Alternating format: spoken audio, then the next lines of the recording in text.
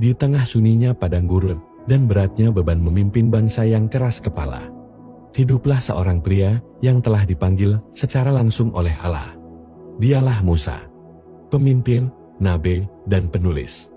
Bukan hanya tangan yang membelah laut, Musa juga memegang pena yang mencatat permulaan segala sesuatu. Dari istana Mesir ke Gunung Sinai, dari lembah penderitaan ke puncak perjumpaan dengan Tuhan, Musa memulai sebuah karya suci.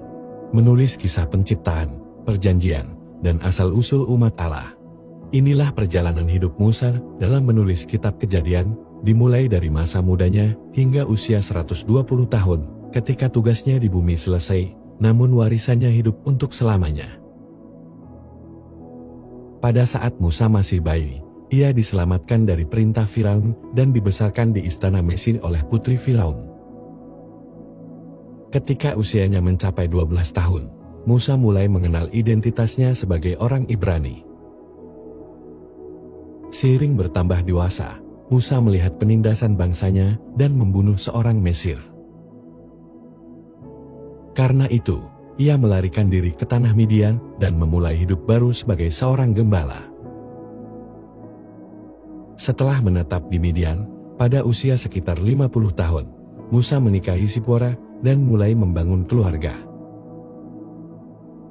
Tahun-tahun pun berlalu, dan ketika Musa berusia 80 tahun, ia melihat semak menyala di Gunung Horeb.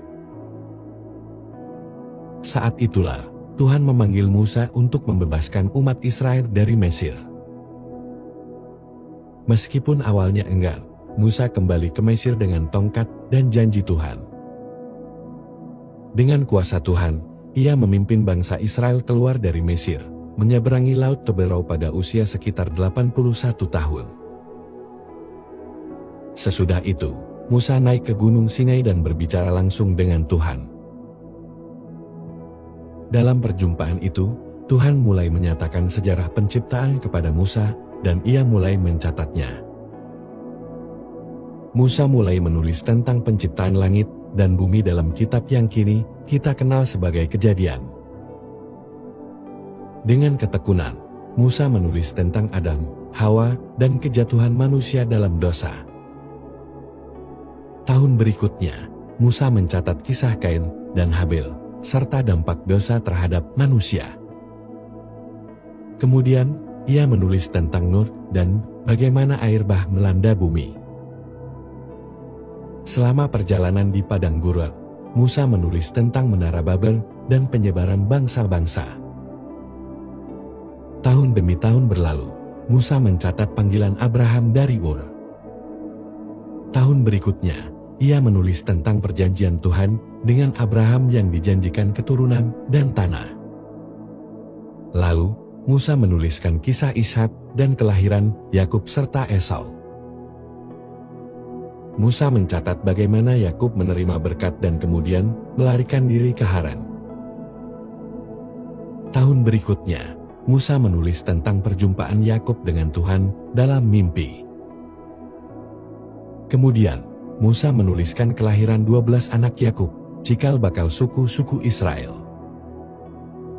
Musa mencatat kisah Yusuf yang dijual oleh saudara-saudaranya. Kemudian, Musa menulis tentang Yusuf di Mesir dan perjalanannya dari budak menjadi penguasa. Kemudian, Musa menuliskan pertemuan kembali Yusuf dengan saudara-saudaranya. Ia mencatat perpindahan seluruh keluarga Yakub ke Mesir. Tahun demi tahun berlalu, Musa menyempurnakan tulisan dan ajaran tentang asal-usul umat Allah. Kemudian, Musa berdiri di puncak Gunung Nebo, memandang ke tanah perjanjian yang tidak akan dimasukinya. Menjelang akhir hidupnya, ia menyerahkan kepemimpinan kepada Yosua dan menyampaikan hukum serta berkat terakhir. Akhirnya, Musa wafat dengan damai, namun tulisannya dalam kitab Kejadian tetap hidup selama-lamanya. Demikianlah cerita perjalanan Musa menulis kitab Kejadian. Nantikan video cerita animasi Alkitab menarik lainnya. Tuhan Yesus memberkati.